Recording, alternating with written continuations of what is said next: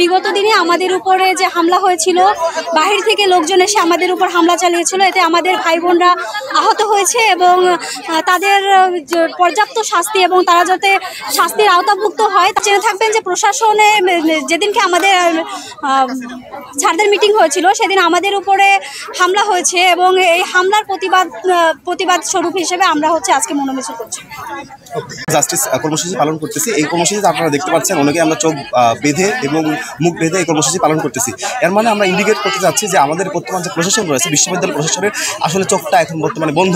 কারণ তারা দেখতে পাচ্ছে না যে বহিরাগতরা এখানে হামলা করে গেছে, তাদের বিরুদ্ধে যে কার্যকর একটা পদক্ষেপ নেবে, এই পদক্ষেপ তারা নিতে এখনও পর্যন্ত কোনো কার্যকর পদক্ষেপ নিতে পারেনি এবং উল্টা তারা আমাদের ক্যাম্পাসটি বন্ধ করে দিয়েছে। এবং আমরা চাই অনতিবিলম্বে তারা হল ভ্যাকেন্টের যে নোটিশটা, এই নোটিশটা তারা অনতিবিলম্বে প্রত্যাহার করুন।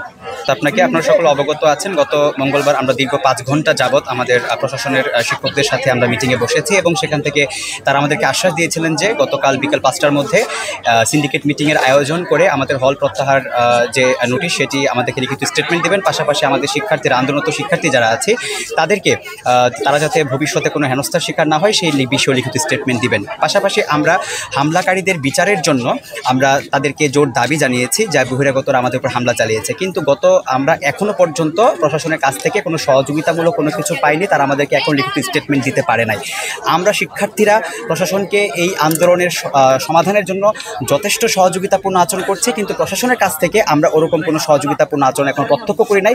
সেই জন্য আজকে আমাদের কর্মসূচি, আজকে আমরা লাল কাপড় চোখে বেঁধে প্রশাসনকে আমাদের কর্মসূচির মাধ্যমে আমাদের ভবিষ্যতে যদি আমাদের দাবিগুলো মেনে না নেওয়া হয় আমরা কঠোর থেকে কঠোরতর কর্মসূচি যাব, সেই জিনিসটাই আমরা ব্যক্ত করছি। ঠিক আছে। বাংলাদেশ কৃষি বিশ্ববিদ্যালয়ে অনুষ্ঠিত প্রশাসন এবং শিক্ষার্থীদের মধ্যকার 5 ঘণ্টাব্যাপী বৈঠকে আমরা আমাদের সার্বিক 6 দফা দাবি উত্থাপন করেছি। এর মধ্যে উক্ত বৈঠকে প্রস্তাবিত 2টি দাবি ছিল: 1, হল প্রত্যাহারের নোটিশ অবিলম্বে বাতিল করে দ্রুত ক্লাস ও পরীক্ষা কার্যক্রম শুরু করা। 2, আন্দোলনে অংশগ্রহণকারী সকল অনুষদের শিক্ষার্থীরা যেন একাডেমিক বা প্রশাসনিক কোনো শাস্তির সম্মুখীন না হয় তার একটি লিখিত স্টেটমেন্ট দেওয়া। মাননীয় উপাচার্য মহোদয় ও উপস্থিত শিক্ষকবৃন্দকে লিখিত বিবৃতি প্রদানের আশ্বাস দেন।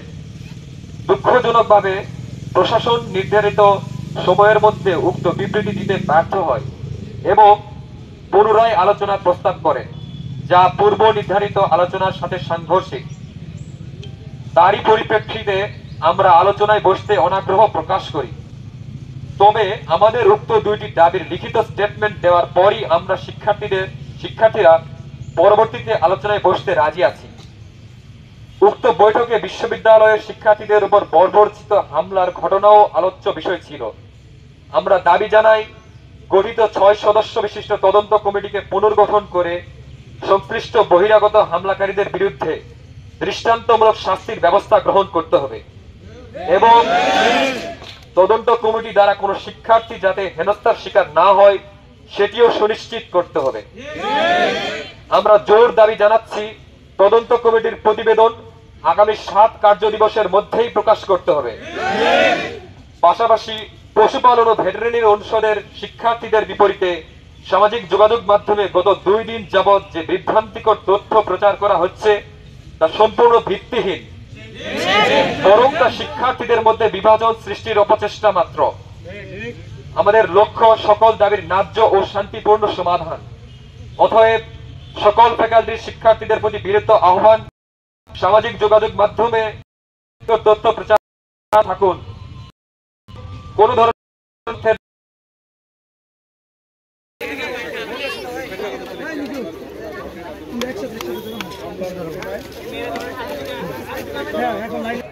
পতাকা কাপড় চোখে বাঁধি দেখা তো যায় না।